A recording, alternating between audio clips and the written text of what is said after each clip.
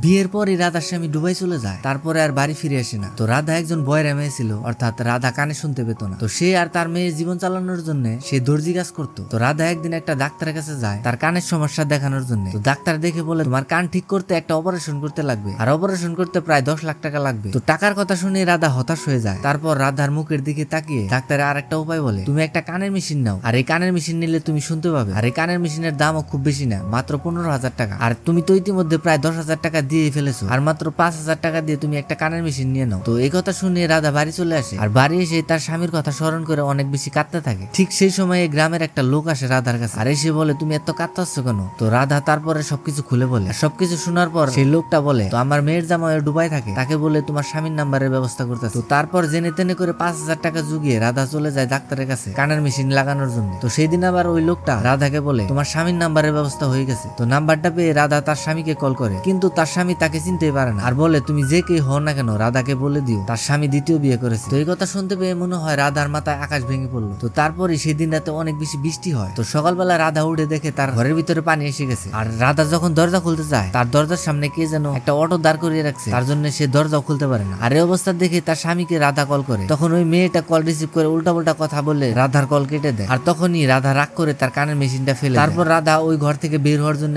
অনেক উপায় খুঁজে বের করে, কিন্তু কোনো কিছুতে সফল হয় না। তখন দেখে একটা পাখি জানলা দিয়ে আসতেছে, তখনই সে পাথর দিয়ে ভেঙে সে জানলা দিয়ে বেরিয়ে আসে। তারপরের দিন সকালবেলা রাধা দেখতে পায় তার কানের মেশিনটা যে ফেলে দিয়েছিল সেটা তার মেয়ের কাছে। তো এটা দেখে রাধা অনেক বেশি ইমোশন হয়ে পড়ে, আর সেদিনই প্রতিশ্রুতি নিয়ে ফেলে নিজে যুদ্ধ করে তার মেয়েকে মানুষ করবে।